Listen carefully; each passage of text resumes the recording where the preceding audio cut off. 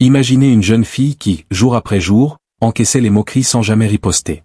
On la croyait fragile, résignée, presque absente. Personne ne se doutait qu'elle deviendrait celle qui ferait s'effondrer tout l'édifice de mensonges qu'ils avaient si soigneusement construit, jusqu'à rendre la vérité impossible à étouffer. Laissez-moi vous raconter ce qui s'est vraiment passé au collège des jeunes filles exceptionnelles. Dans cet établissement réputé, le harcèlement n'était pas une nouveauté. Il se cachait derrière des plaisanteries qui franchissaient la ligne, des rires qui blessaient comme des lames, et un silence complice qui protégeait toujours les mêmes. Les professeurs réagissaient vite au bruit, aux éclats de voix, mais la douleur discrète, celle qui ne crie pas, passait presque inaperçue. C'est ainsi que Mallory, ou appelons-la ainsi, était devenue transparente aux yeux de presque tout le monde. Mallory était une élève posée, brillante sans ostentation. Elle parlait peu, uniquement quand c'était indispensable, et ne cherchait jamais les regards. Elle arrivait parmi les premières le matin, s'installait calmement, rendait des devoirs impeccables. Ses cahiers étaient rangés avec soin, son uniforme toujours irréprochable. Pour la plupart, elle n'était que la fille discrète. Mais pour un petit groupe de camarades de sa classe, elle représentait une cible idéale, presque trop facile. Elle ricanait dès qu'elle passait dans le couloir. Elle la bousculait légèrement en feignant un « oh pardon » mielleux. Quand un objet disparaissait en classe, les soupçons se portaient immédiatement sur elle. Mallory ne se défendait jamais. Pas un cri, pas une accusation. Elle baissait simplement les yeux et continuait son chemin. Ce mutisme, au lieu de les arrêter, attisait leur cruauté. Elle y voyait une preuve de faiblesse, une invitation à aller plus loin. À la récréation, Mallory s'isolait souvent sous l'escalier ou au bord du terrain de sport. De là, elle observait les autres filles rire aux éclats, partager des gâteaux, se prendre en photo. Parfois, un pincement au cœur la traversait, elle aurait aimé faire partie du cercle. Mais la peur la retenait. Elle avait compris depuis longtemps que lever la voix ne faisait qu'attirer davantage de souffrance. Les harceleuses étaient persuadées qu'elle n'avait personne, qu'elle était vide, brisée. Elle se trompait lourdement. Mallory n'était pas vide, elle était attentive. Elle écoutait. Elle retenait. Elle remarquait ce que les autres oubliaient dans leur arrogance. Certaines élèves échappaient systématiquement aux sanctions, quelle que soit leur bêtise. Les plaintes s'évaporaient mystérieusement. Certains noms faisaient hésiter les professeurs, changer de ton. Pendant que les autres paradaient et imposaient leurs lois, Mallory, dans son coin, décryptait patiemment le vrai fonctionnement de l'école. Le harcèlement ne s'arrêtait pas, il devenait même un rituel qu'elles attendaient avec impatience. Pour elle, Mallory n'était plus une personne. C'était un divertissement, une poupée qu'on pouvait malmener sans risque. Chaque matin, dès son entrée en classe, un murmure moqueur fusait, suivi d'un éclat de rire collectif. Quand elle s'asseyait, un coup discret faisait vaciller sa chaise. Si elle se retournait, elles affichaient des mines innocentes. Le professeur? Soit il ne voyait rien, soit il préférait ne rien voir. En cours, Mallory se concentrait sur ses notes, mais même cela, on le lui volait. Des pages arrachées, un stylo qui disparaissait, un devoir déchiré et jeté à la poubelle. Quand le professeur interrogeait, les autres désignaient Mallory, elle est tellement distraite. Et on les croyait. À force, Mallory cessa de signaler quoi que ce soit. Se plaindre la faisait passer pour menteuse ou fragile. Alors elle se tut et encaissa, jour après jour. Pourtant, au fond d'elle, quelque chose se transformait. Elle observait les visages, les intonations, les alliances silencieuses. Elle mémorisait qui riait la première, qui suivait le mouvement, qui détournait les yeux sans intervenir. Un après-midi, l'incident de trop arriva. Pendant un travail de groupe, on l'accusa d'avoir copié. Les filles allèrent directement se plaindre au professeur. Mallory tenta de s'expliquer, mais sa voix resta minuscule, noyée sous les rires étouffés. Le professeur la réprimanda publiquement. La classe bruissait de sourires satisfaits. Ce jour-là, seule dans les toilettes, Mallory pleura longtemps. Pas à cause de la punition, mais à cause de l'injustice qui la rongeait. Elle savait qu'elle n'avait rien fait. Elle savait aussi que, dans cet endroit, la vérité n'avait aucun poids face à des mensonges bien assenés. Devant le miroir, tandis que l'eau froide coulait sur ses joues, elle prit une décision silencieuse et irrévocable. Elle ne gaspillerait plus son énergie à se justifier auprès de ceux qui l'avaient déjà condamnée. S'ils voulaient du silence, elle leur en donnerait, mais pas celui qu'ils espéraient. À partir de cet instant, Mallory écouta comme jamais. Elle capta les conversations qui s'interrompaient net au passage d'un adulte. Elle perçut la peur tapie derrière les bravades. Elle comprit comment le pouvoir circulait réellement dans ces murs. Les harceleuses savouraient leur petit jeu, inconscientes que les règles venaient de basculer. Elles devinrent plus audacieuses, convaincues qu'elle avait capitulé. Elle osait des mots plus tranchants, des gestes plus humiliants. Mais Mallory, en apparence encore plus effacée, observait tout. Elle remarqua comment certaines filles parlaient au professeur sans crainte, transgressaient les règles avec un sourire, et voyait leurs noms prononcés avec précaution par les adultes.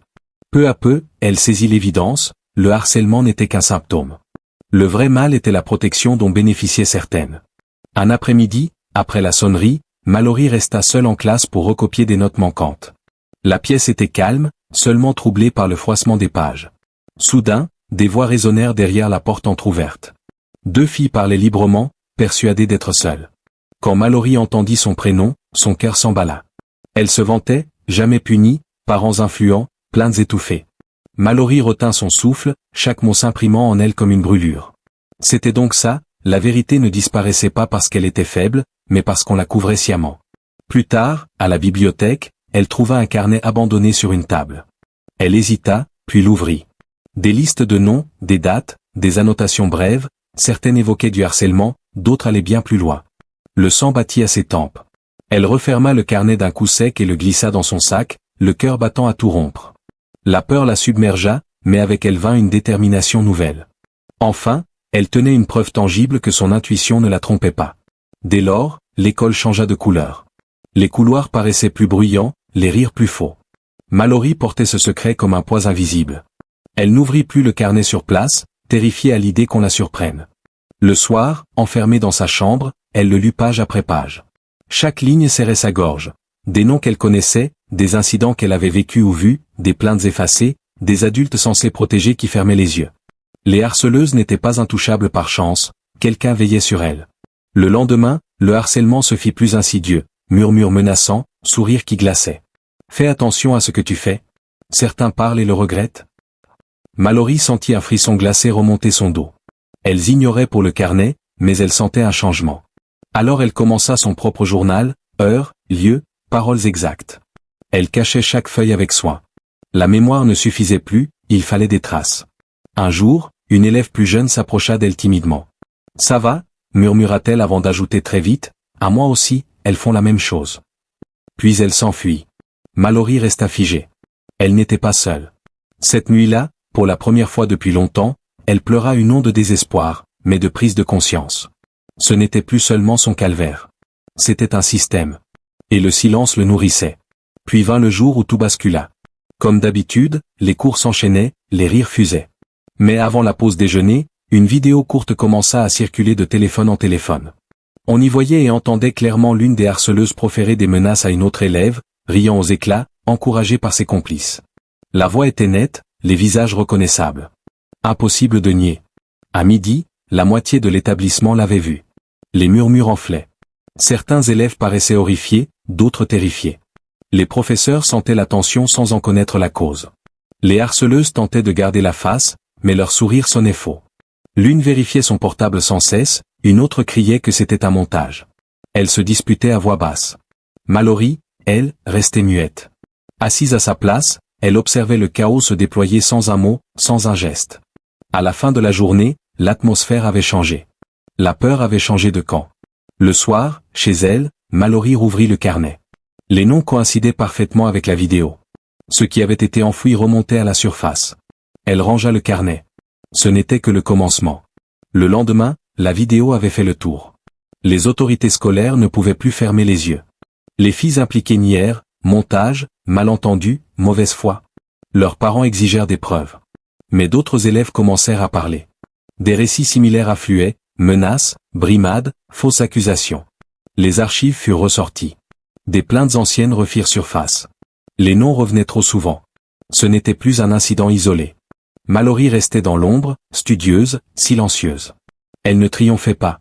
Elle attendait simplement que la vérité fasse son chemin toute seule. En fin de semaine, l'école annonça une enquête officielle et une révision complète de ses procédures. Les harceleuses perdaient leur assurance, elles rasaient les murs. Paniquées, elles tentèrent une dernière manœuvre, faire porter le chapeau à Mallory. Rumeurs, accusations, c'était elle qui avait filmé, partagé, truqué. Mais la vérité résista. La fille menacée dans la vidéo témoigna, Mallory n'était même pas présente ce jour-là. D'autres confirmèrent. Les mensonges s'effondrèrent comme un château de cartes. Les harceleuses furent suspendues, puis, après enquête approfondie, témoignages, vidéos, registres, expulsées. Leurs parents durent affronter la réalité. L'école n'eut d'autre choix que de trancher net. Un communiqué officiel fut diffusé. Excuses publiques aux victimes et aux familles, admission des manquements passés, Mise en place d'un nouveau protocole anti-harcèlement avec contrôle extérieur. Mallory ne fut jamais citée nommément. On protégea son anonymat, son calme. À l'intérieur, elle respirait enfin. La peur qui l'avait accompagnée chaque matin s'était envolée. Des élèves vinrent lui parler, certaines s'excusèrent d'avoir fermé les yeux, d'autres murmurèrent un simple merci. La plus jeune, celle qui avait osé lui parler la première, vint s'asseoir près d'elle à midi. « Maintenant, j'ai moins peur », dit-elle. Mallory sourit un vrai sourire, doux et rare. Elle avait appris une chose essentielle, la force ne hurle pas toujours. Parfois, elle se cache dans le silence patient, dans l'observation minutieuse, dans l'attente du moment juste. L'école aussi avait appris, à ses dépens, fermer les yeux sur le harcèlement pour préserver une image ne fait que pourrir l'âme de l'institution. Quand on écoute enfin, on sauve des vies. Les harceleuses avaient choisi Mallory parce qu'elles la croyaient faible, muette à jamais. Elles ignoraient que le silence, quand il est porté par la vérité et la patience, peut devenir l'arme la plus puissante qui soit. Cette histoire nous rappelle une vérité toute simple, mais si souvent oubliée, ne jugez jamais quelqu'un sur son calme apparent. Ne prenez jamais le silence pour de la lâcheté. Car parfois, les bourreaux choisissent la mauvaise proie, et c'est la vérité, patiemment attendue, qui finit par tout emporter.